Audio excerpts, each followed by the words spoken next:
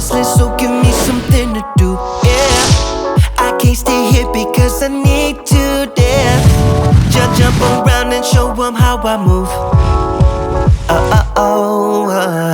Everybody envy on me, wanna join me when I take a shot. Alors un petit point également sur mes recherches de camping-car pour mes abonnés, parce que j'ai quelques demandes quand même. Je dois en avoir aujourd'hui, je dois avoir environ entre 25 et 30 personnes qui m'ont demandé de chercher la pièce rare en fait. Alors il y a des choses que je peux pas trouver, qui n'existent pas. Si par exemple vous voulez un Laika, ou peu importe, un Mobile Veta ou tout autre véhicule pour partir en famille dans la configuration Capucine avec 5 places carte grise, ça n'existe pas en fait. On ne trouve que du 4 places carte grise sur ce type de véhicule, parce que je pense que le châssis Iveco, il est déjà limite au niveau de la charge utile, très très limite. Alors là encore une fois, c'est vrai que j'ai des abonnés qui m'ont revendiqué ça dans les commentaires. Tu parles jamais de charge utile. C'est vrai que pour ceux qui ont vraiment la crainte de se faire arrêter, moi personnellement je m'en fous un peu, mais c'est vrai que voilà, il y a des histoires déjà de se faire arrêter, puis l'histoire d'assurance. Il est clair qu'au moment où vous avez un accident et vous faites peser selon s'il y a du corporel par exemple, ils vont peser le véhicule certainement. Et s'ils s'aperçoivent que vous étiez en surcharge d'une tonne, ce qu'un Laika par exemple avec un châssis Iveco peut largement supporter, et ben peut-être que l'assurance vous fera du problème pour vous assurer tout simplement. Donc c'est vrai que c'est pas, il faut pas, je suis pas en train de prêcher et dire allez-y, roulez en surcharge, il n'y a pas de problème. Il faut quand même considérer qu'un Iveco, c'est des poids lourds détarés.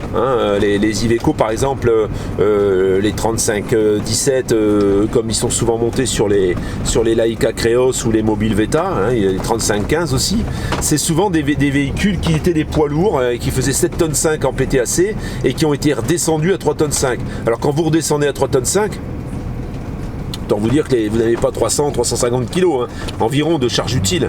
Donc forcément, une personne de plus les eaux usées et tout, enfin tout ce qu'on compte dans un camping-car pour pouvoir vivre dedans, forcément vous êtes en surcharge. Donc il n'existe pas en 5 places carte grise. Donc ça c'est un peu des moutons à 5 pattes qui sont introuvables. Il faut partir sur un châssis Fiat. D'ailleurs, j'aurai des contacts avec ces fameux abonnés, parce que là, il y a une grosse demande sur ce type de véhicule, sur le type de véhicule pour le voyage en famille, en Capucine, 5 couchages, 7 couchages, quelquefois même on m'a demandé, mais au moins 5 places carte grise. C'est des véhicules qui sont quand même assez recherchés, surtout quand c'est dans des bonnes marques. Et à côté de ça, j'ai des demandes sur de l'intégrale, par exemple, en lit sur soute. J'ai mon échelle qui a dû tomber. En lit sur soute, là c'est pareil. Si c'est du rapido par exemple, voilà, j'en ai loupé 2 coup sur coup. Si le véhicule est une bonne affaire et qui est au bon prix, c'est introuvable quoi. C'est très compliqué et je suis persuadé que quand vous en avez un, il s'en va tout de suite. Je vais même vous dire, je suis confronté parce que j'ai eu ces problèmes dans le poids lourd où on achetait du camion à un moment donné et c'était la vente aux enchères quasiment, tellement on avait du mal à les avoir. Là je retrouve un peu le même contexte. Et le plus grave, c'est que ça vient des pays comme l'Espagne par exemple. Il y a un marchand espagnol de camping-car qui aujourd'hui achète du camping-car en France pour revendre en Espagne. Alors tout ça, ça m'a fait réfléchir et suivez bien nos vidéos parce que prochainement, je vais vous parler des véhicules que vous pouvez aller chercher en Europe. Et ce que ça peut engendrer, ce que ça peut coûter en plus, ce que ça peut vous apporter aussi comme bénéfice. Tout ça, on va en parler prochainement. On va faire une recherche sur les sites d'annonces spécialisés dans ce type de vente. Et puis je vous montrerai un petit peu ce qu'il y a moyen de trouver et ce que ça va vous occasionner au niveau des demandes à faire ensuite. Des démarches administratives qui sont somme toute pas très compliquées. Voilà, c'est tout. Donc tout ça pour vous dire que si vous êtes en attente de propositions de ma part, gardez patience, c'est parce que l'histoire est pas simple. Je pense qu'il faut qu'on attende encore que ça retombe un petit peu au niveau de l'occasion, parce que là on va rentrer de toute façon dans une période qui va être plus compliquée pour les ventes de véhicules d'occasion et du coup je pense que même les modèles qui sont très recherchés, ça va descendre un peu. hein. Voilà.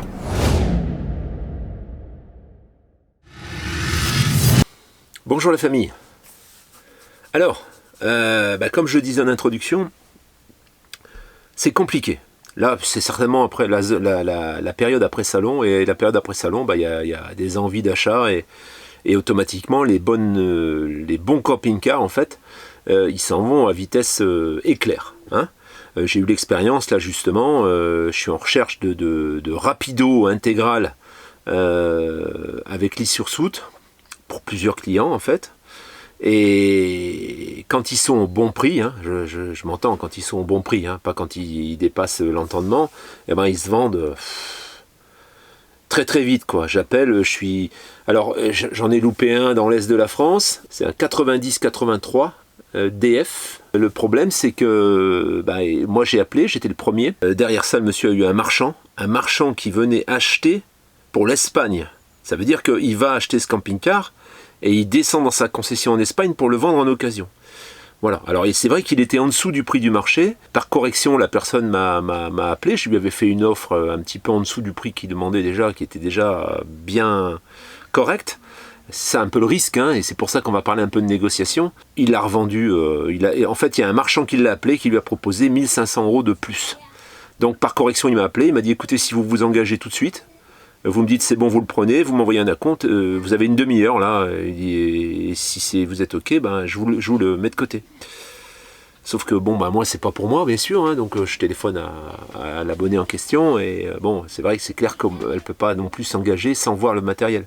Nous on avait l'habitude de faire ça dans le poids lourd, hein. Dans le poids lourd, quand il y avait un camion qui m'intéressait, j'appelais, et tout de suite pour bloquer l'affaire, j'envoyais un acompte, même si c'était un acompte qui n'était pas énorme, même si vous envoyez, alors pour un camping-car ça peut être 500 €, hein, pour un camping-car qui vaut 30-35 000, il y en a qui refusent 500 €, il y en a qui demandent 10%, 5%, enfin, peu importe. Donc en proposant 500 €, on arrive à bloquer l'affaire, ça nous permet ensuite de nous déplacer, et puis si au moment du déplacement ça ne correspond pas, à ce moment-là, on récupère notre acompte, hein, si vraiment il y a quelque chose, un gros loup. Et souvent, quand les propriétaires acceptent un acompte, c'est qu'ils sont plus ou moins sûrs de ce qu'ils vendent. Alors, il faut quand même se faire envoyer la copie de carte grise et éventuellement le contrôle technique. Hein. Si le contrôle technique est fait, le mieux c'est d'avoir le contrôle technique. Ensuite, vous balancez un acompte pour bloquer, parce que si vous ne le faites pas, c'est la porte ouverte à tous ceux qui vont appeler derrière. Alors, ce monsieur, il a été correct, il m'a appelé en me disant, écoutez, je suis désolé, mais là, la personne, elle vient tout de suite. Donc moi je peux pas attendre que vous veniez quoi. Donc voilà, ça s'est fait comme ça, et puis du coup ça a dépassé un peu le budget que j'avais pour ce camping-car, donc ça s'est pas fait. Ça c'est un premier point. Donc tout simplement pour vous dire que dans les recherches aujourd'hui, c'est très très difficile sur les véhicules, bien sûr, sur les camping-cars qui sont intéressants, hein, comme ce fameux Rapido. Si aujourd'hui vous cherchez un Laika en capucine et qu'en plus vous voulez un châssis Iveco, là c'est pareil, hein, c'est quasiment, ça devient très très compliqué. Et ça les professionnels le savent. Aujourd'hui Laika, il y en a peu sur le marché de l'occasion et ils sont très très recherchés, surtout pour des véhicules comme ça, hein, des véhicules qui sont les plus adaptés, je dirais, pour faire un tour du monde par exemple avec un châssis Iveco, parce que le châssis Iveco c'est un châssis de camion. Alors ça c'est le premier point. Alors on va parler maintenant de la négociation et des erreurs. Alors je ne vais pas rentrer vraiment, je referai une autre de vidéo, mais je vais déjà vous donner les choses qu'il ne faut pas faire en fait au moment où vous prenez contact avec quelqu'un pour un camping-car. Déjà, il ne faut pas vous fixer sur un seul camping-car. Au moment où vous faites vos annonces, vous en relevez plusieurs, vous en mettez plusieurs de côté, et vous vous dites si c'est pas celui-là, ce sera celui-là, si c'est pas celui-là, ce sera celui-là, si c'est pas celui-là, ce sera celui-là. Si vous avez par exemple un budget de 30 000, et bien vous faites votre recherche jusqu'à 35 000 €. Voilà. Hein. Alors vous allez me dire, ouais mais bon, 35 000 €, pourquoi il nous vendra à 30 000 ?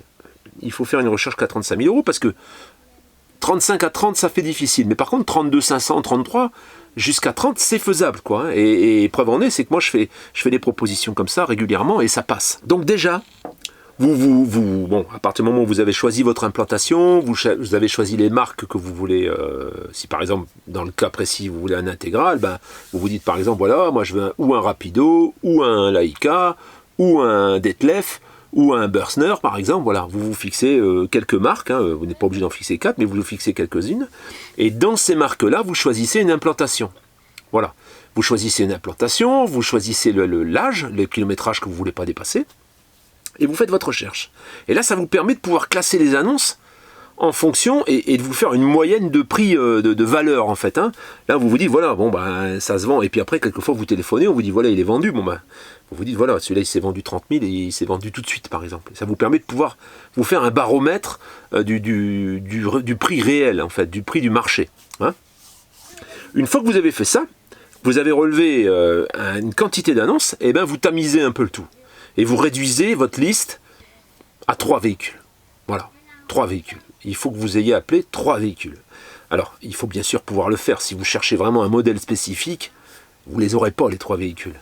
Mais dans le cas où vous cherchez, c'est une recherche qui est un peu plus large, et que vous n'êtes pas vraiment fixé sur un seul véhicule, c'est assez facile. Hein. Et là ensuite, donc, vous prenez contact avec ces 3 personnes. Donc, vous prenez contact avec ces 3 personnes. Au moment du contact, ben, vous allez poser des questions importantes. Hein. Vous allez même quelquefois... en fait, il faut parler un certain temps pour qu'il y ait un climat qui s'installe et que vous puissiez sentir comment la personne elle va recevoir vos questions. Alors déjà, il ne faut pas commencer par est-ce que votre camping-car est toujours à vendre? Parce que si vous lui demandez ça, vous lui envoyez un signal que vous vous attendez à ce qui peut être vendu. Et s'il reçoit ce signal comme ça, ben lui, il va dire, ouais, lui, il cherche, il trouve pas, il a peur qu'il soit vendu, donc moi, mon prix, il descendra pas. Donc, il faut juste lui téléphoner comme si son annonce, elle était toujours valable. Bonjour, je téléphone pour le camping-car. Voilà. Quelquefois, c'est des professionnels qui ont mis plusieurs annonces. Alors, si vous dites, je téléphone pour le camping-car sans préciser de quel camping-car il s'agit, il va devoir vous dire lequel. Et là, à ce moment-là, vous devinez que c'est un professionnel. Parce que quelquefois, il y a des professionnels qui ont c'est noté, que c'est des professionnels, c'est noté, voilà, telle boîte, mais quelquefois, c'est pas noté. Bon. À partir de ce moment-là, vous allez poser des questions hein, sur l'étanchéité, ce qui a fait un test d'étanchéité. Vous survolez un petit peu toutes les questions qu'on pose dans ces moments-là, mais ça vous les connaissez. Hein, et je vais pas tout répéter. Les choses, il faut pas non plus il faut pas non plus donner l'impression que vous êtes procédurier et que vous voulez avoir tous les détails. Non, il faut y aller soft. Il faut être un peu relax. Surtout que souvent il y a un paquet d'indications dans l'annonce, quelquefois le test d'étanchéité est noté, voilà. Il faut juste, vous pouvez vous faire préciser la puissance du moteur, la boîte de vitesse, vous n'avez jamais eu de problème d'étanchéité, ça c'est une question à poser, si tout fonctionne, frigo, tout ça, le gaz, tout fonctionne, oui, ok.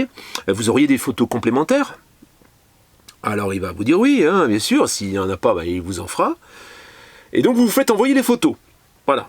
Et vous dites, bah écoutez, sitôt que j'ai reçu vos photos, je vous recontacte. Voilà. Et là, vous faites la même chose avec les 3. Une fois que vous avez eu ces photos, que vous les avez bien regardées, hein, vous les agrandissez, vous regardez un petit peu tout, vous rappelez. Vous rappelez le client, hein, et vous pouvez même rappeler les 3, hein, c'est pas un problème. Et là, vous rentrez un peu sur les détails qui vous semblent un peu, ou sur lesquels vous n'avez pas eu de photos, ou voilà, hein, l'état du châssis, par exemple, enfin peu importe, hein, si le contrôle technique est bon, qu'est-ce qu'il y a sur le contrôle technique. Et là, ça va, en fait, ça va diminuer un peu entre les 3 véhicules que vous avez choisis, et vous allez déjà avoir des préférences. Bon. En fonction de ces préférences-là, vous allez dire, écoutez, le modèle que vous aurez choisi, je vais me déplacer. Je pense que je vais me déplacer, je vais venir le voir. Voilà. Alors, je ne vous cache pas que je suis en recherche. Hein, j'en ai repéré plusieurs, hein, identiques aux vôtres. Et que, bon, il y a des différences au niveau des prix. Hein, au niveau il y a des écarts de prix, en fait. Hein, donc, voilà. Donc, je voulais juste savoir si vous seriez... Ce serait un peu négociable, quoi. Hein. Voilà, alors là, il va vous dire non, pas question, pas négociable. Ou là, il va vous dire ouais, mais légèrement, par contre, hein, voilà. Si vraiment vous êtes en confiance, vous dites qu'est-ce que vous entendez par légèrement. Alors là, il va vous dire, je sais pas, moi, 500 €, 1000 €, mais quelquefois, ça peut être surprenant. Si par contre, vous le sentez un peu, voilà, vous sentez qu'il va pas vraiment se confier, et bien à ce moment-là, vous restez sur ce qu'il vous a dit, que c'était légèrement négociable. Voilà.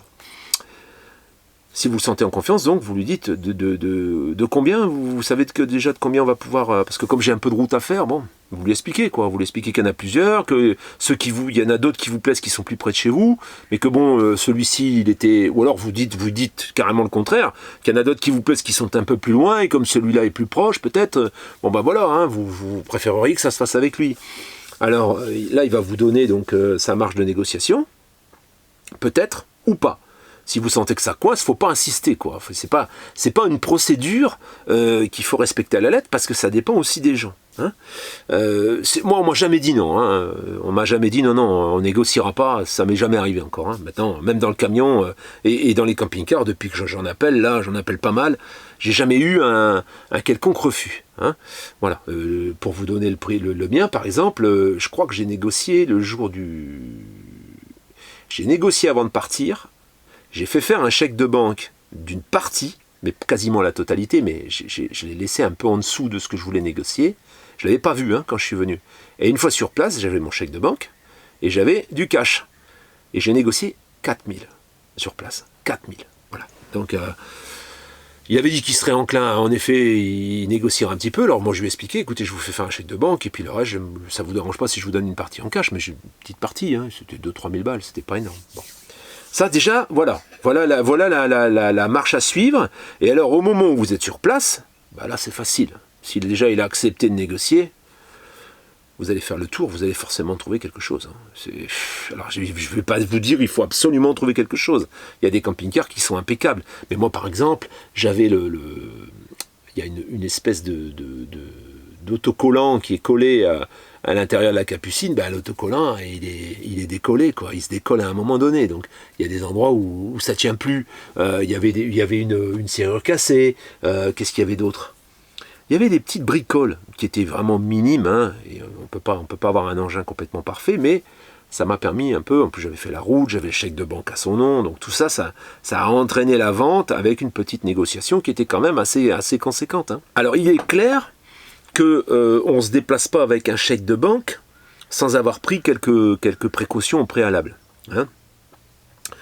Le contrôle technique, le contrôle d'étanchéité si possible. C'est clair que si vous avez un engin que vous payez 10 000 euros ou 15 000 euros, ça va être compliqué de lui faire un contrôle d'étanchéité. Si le matériel a 20 ans, 25 ans, souvent ils ne veulent pas s'embêter et ils vous disent non. Hein. Mais sur des véhicules comme là, une trentaine de mille, je pense qu'ils peuvent faire le contrôle d'étanchéité. Le contrôle technique, il doit être bon. Hein. Et s'il y a le moindre petit questionnement au niveau du contrôle, il ne faut pas que le contrôle il ait 6 mois, par exemple. Hein. Il ne faut pas qu'il soit limite. Parce que vous allez le prendre, et puis ensuite, vous allez faire vos cartes grises, et puis le contrôle, peut-être, il sera plus valide.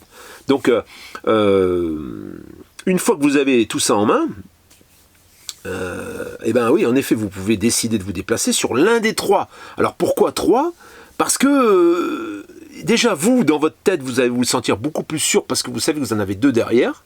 Hein, donc ça va être beaucoup plus facile de négocier et de vous dire de toute façon, il n'y a pas que celui-là, il y en a d'autres. J'en ai pas repéré qu'un. Donc ça se sent au dialogue. Quand vous allez discuter avec la personne, si c'est du bluff, il ne va pas y croire. Parce que vous ne transmettrez pas la réalité. Hein, ça, il faut le savoir. Et de toute façon, je pense que vous le savez. Quand quelqu'un n'est pas franc du collier et qui vous raconte des salades, ça sent quand il vous parle, quand il est sûr de lui, parce que derrière il sait ce qui existe, il n'y a aucun problème. La personne qui est en face, elle va le sentir, elle va le ressentir. Voilà. Je pense qu'au niveau de la négociation, il n'y a rien de sorcier. Mais il ne faut pas passer au forceps, hein, c'est pas la peine. Si vous sentez que ça accroche déjà au téléphone, et il y a des gens qui répondent un peu sèchement, ceux-là, vous les laissez où ils sont, hein, c'est pas la peine d'y aller. Vous allez perdre votre temps. Hein. Sauf si, bien sûr, vous voulez absolument l'engin et que vous êtes prêt à le payer le prix qu'il en a demandé. Aujourd'hui, on voit franchement n'importe quoi. Hein. Aujourd'hui, il y a du n'importe quoi. Alors bon, je vais vous parler des rapidos en question. Vous avez du rapido 2008, fin 2008, hein, du rapido en moteur Fiat, intégral, lit sur soute, avec une soute correcte. Ça oscille entre, pour un 2008, hein, entre 30 000 et 42 ou 43 000. Et c'est pas souvent les moins kilométrés qui sont les plus chers. Alors bon, il est clair qu'à 30 000, le modèle que je vous cite aujourd'hui, il se vend très vite, hein, il ne traîne pas. Et c'est sûr qu'à 42, vous voyez l'annonce toutes les semaines, quoi. Elle part pas. Alors bon, là-dedans, il y a des professionnels aussi. Il ne faut pas tout mélanger. Hein. Il est clair qu'aujourd'hui, si vous achetez un véhicule comme celui je cite, et que vous le payez 35-36 chez un professionnel qui vous accorde une garantie sur la totalité du véhicule, c'est-à-dire que même si votre frigo il lâche, il est là, Vous pouvez pas lui payer 30 000, hein, c'est pas possible. Alors, à titre d'info, et ça va vous éclairer un peu sur la manière dont ça fonctionne. Aujourd'hui, il y a des gens qui ont acheté des camping-cars pendant les salons. Ils ont acheté des camping-cars et ils ont un engagement de reprise. Ils ont un engagement de reprise, mais leur camping-car, il n'arrive pas tout de suite, donc ils ont un laps de temps qui leur est accordé pour pouvoir vendre eux-mêmes leur véhicule. Alors ça n'arrange pas les concessionnaires, hein, parce que, par exemple, la personne, ce fameux Rapido que j'ai loupé, le concessionnaire lui reprenait 28. Voilà. Moi, je lui ai proposé 29, et lui, il en voulait 31, ou non, 32 ou 33 et demi, je crois. Presque 33. Hein. Finalement, il a vendu 35 cents. Vous voyez un peu? Ça veut dire que lui, derrière, il a la reprise, à 28 quoi qu'il arrive. S'il l'a vendu à 20, eh ben, même s'il prend 1000 balles ou 2000 balles, il le fait. Alors bon, moi j'y suis allé un petit peu, hein, mais quand bien même, de toute façon je l'aurais perdu puisqu'il y avait du monde derrière. Alors il aurait attendu, s'il n'avait pas eu de meilleure proposition que 29, il aurait attendu. Il m'aurait laissé venir et on aurait fait affaire parce que c'était quelqu'un de correct. Hein. Il y en a beaucoup qui sont corrects, hein, contrairement à ce qu'on peut penser. Il y a énormément de gens qui ont une parole en fait. Hein, voilà. Et ceux qu'on voit, ceux qui n'ont pas de parole, c'est ceux qu'on voit les premiers. Mais souvent, il y a des gens qui ont une parole et donc ce monsieur, il m'a regardé. Il était un peu gêné parce que la personne, le marchand en question, m'en a parlé avant que moi j'appelle. En fait, il avait déjà eu ce contact. C'était son concessionnaire qui lui avait envoyé. Donc voilà, pour vous résumer tout ça, donc là en ce moment, donc toute la période dans laquelle on va rentrer maintenant, c'est certainement la meilleure période pour faire des affaires parce que vous avez des professionnels qui ont fait des reprises basses et vous arrivez, vous êtes prêt à le payer un peu plus cher, mais pas comme si vous l'achetiez chez un professionnel. Donc forcément vous avez ça va être tout bénéfice. Hein. Voilà. Donc la négociation, c'est relativement simple, mais il y a des codes, il y a des choses à ne pas dire, et puis il ne faut pas rentrer en confrontation en fait. Il faut aussi être raisonnable sur votre offre. Ça veut dire que si vous faites une offre qui n'est pas équitable pour les deux parties, s'il y a un lésé, eh ben, ça ne peut pas se faire. Ce n'est pas une affaire saine. Le camping-car de Charline, il était proposé à 17 500. On l'a payé 14 500. Alors il y avait cette petite bubule sur le côté. Hein, voilà, elle avait des capteurs à rajouter. Tout, c'était facilement défendable. On l'a payé 14 500. Voilà. Et ça, c'était équitable pour lui comme pour nous. Donc voilà, il faut toujours garder... C'est clair que si vous voyez que les prix du marché, c'est 30 et que vous proposez 22 ou 23 ou 25... Faut pas rêver non plus, hein. Faut pas non plus léser la personne qui vend. Il faut essayer de faire quelque chose qui soit équitable. Hein. Alors bon, je vais pas tout vous énumérer non plus parce que on n'est pas des robots non plus. Moi, je sais que à chaque fois que je vais voir un camping-car, ça passe bien et à chaque fois, je peux négocier, mais je bloque pas la chose en fait. Si je veux obtenir, par exemple, si vous avez un camping-car qui est à 33, vous voulez le payer 30, ben proposez un peu en dessous en fait. Proposez 29. Et ensuite, vous avez du chemin où vous pouvez négocier avec la personne. Mais ne soyez pas obtus. Dites-le avec timidité. Quand vous dites, si par exemple, je vous propose 29, est-ce que vous pensez que ça peut passer? C'est ouvert. Hein. Si vous dites, moi, je vous donne 29. Ben, il va vous dire, vous dégagez, vous rentrez chez vous. C'est tout. Mais voilà, il faut être, vous voyez, il faut être un peu subtil, quoi. Il faut être smooth. Hein. Il ne faut pas y rentrer dedans, gars. Hein. Il ne faut pas vous sentir fort parce qu'il y en a deux derrière non plus, que vous en avez deux autres à voir. Il faut essayer de la faire un peu souple. Hein. Voilà, souple, en ayant toujours des propositions ouvertes, qui ne sont pas fermées et sur lesquelles on ne peut plus négocier. Hein. Vous savez comme sont les gens, et ils se fâchent. C'est vrai que si vous proposez un prix qui est vraiment largement en dessous du marché, et qu'en plus vous êtes obtus, et que vous même pas obtus, que vous proposez une proposition, c'est comme un... Voilà, c'est ça que je donne. Et bien il va vous dire non, tout simplement, rien que pour vous embêter, rien que par votre côté un peu rentre dedans, il va vous dire non. Hein, voilà. Donc première chose déjà, au contact, au téléphone, évitez de lui demander s'il a vendu son truc. Demandez-lui des renseignements directement, parlez-lui du camping-car, sans poser la question, est-ce que votre camping-car est toujours à vendre? Logiquement, si l'annonce est liée, il doit être à vendre. Alors il y en a beaucoup qui oublient d'enlever les annonces, mais voilà. Et si vous faites un message, parce qu'ils n'ont pas mis leur numéro, je suis intéressé par votre camping-car, appelez-moi à tel numéro. Point. Pas de renseignements, pas de photos, rien, absolument rien sur le message. Vous le laissez appeler. Et s'il est vendeur, il vous appellera. S'il n'est pas vendeur, ou il s'en fout, ou s'il a 10 clients devant lui, ben il vous appelle. Mais à ce moment-là, vous ne l'aurez pas. De toute façon, donc, ce serait une perte de temps que de lui poser ces questions-là. Voilà, donc ça c'est un tout premier jet parce que je l'avais promis et que bon, voilà, il y a des abonnés qui me disent tu nous as toujours pas parlé de la négociation. C'est un jet rapide en fait parce que je voulais vraiment faire de la simulation. Moi, à la limite, ce que je ferais, je pense, j'essaierai de filmer ça. J'essaierai de filmer au moment où je téléphone.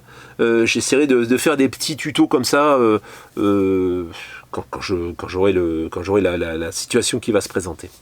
Voilà. Donc j'espère que cette vidéo va vous servir. Si vous avez des questions, n'hésitez pas dans les commentaires. N'hésitez même pas, à la limite. Les commentaires, je nage complètement, hein, je dois vous avouer. Mais je les regarde tous, mais bon, là il faut que je commence à mettre des petits j'aime parce que les gens ne savent pas si je les ai vus ou pas.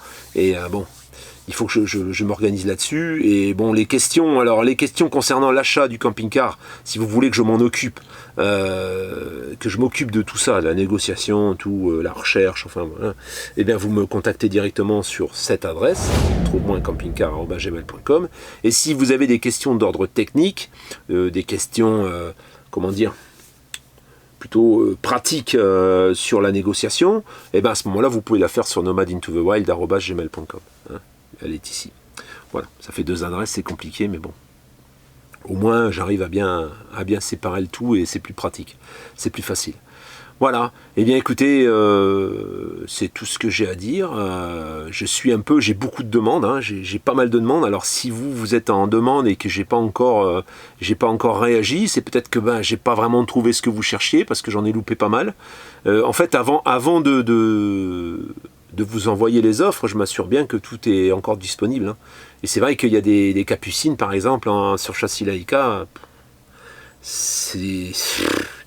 ça s'en va comme ça, quoi. Si le matériel est propre, ça traîne pas, Je dirais ça va devenir difficile, je pense, pour ces engins-là, parce que je pense pas que ce soit dû au fait que moi j'en parle. Hein. Je pense que tout simplement il y a une grande vague de gens qui décident de larguer les amarres.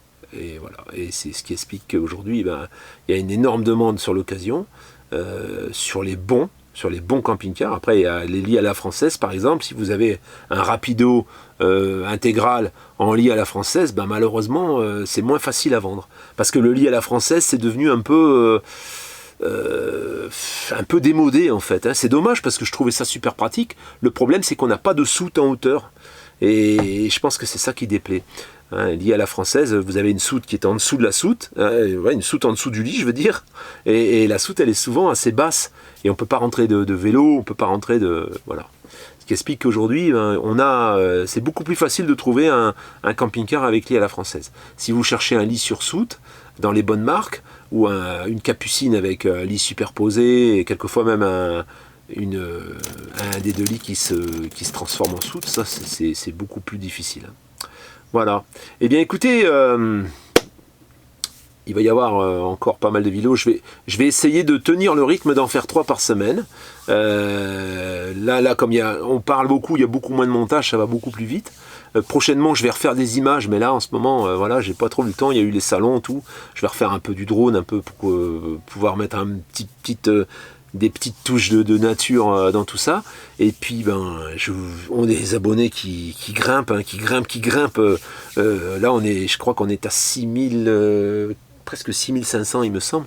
Donc, voilà. Et en plus, on a des vidéos qui marchent bien, où il y a beaucoup de vues. Je vous remercie, écoutez, hein, vraiment du fond du cœur, on est vraiment très très content de la tournure que ça prend. Et puis, si vous voulez un autocollant, toujours pareil. Alors ceux qui ne les ont pas encore reçus, vous inquiétez pas, ça va arriver. Hein. Toujours les liens en description. Donc tout est dans la description. Hein. Vous pouvez cliquer et puis boum, ça vous amènera directement sur ou PayPal ou Litchi. J'ai créé les 2 comptes. Hein. Voilà.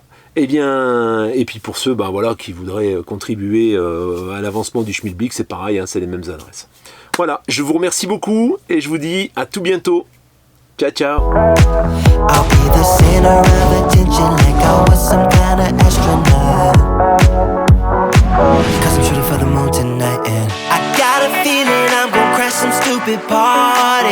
Tear the ceiling down in front of everybody. If someone's pouring up a drink, I'm calling shot.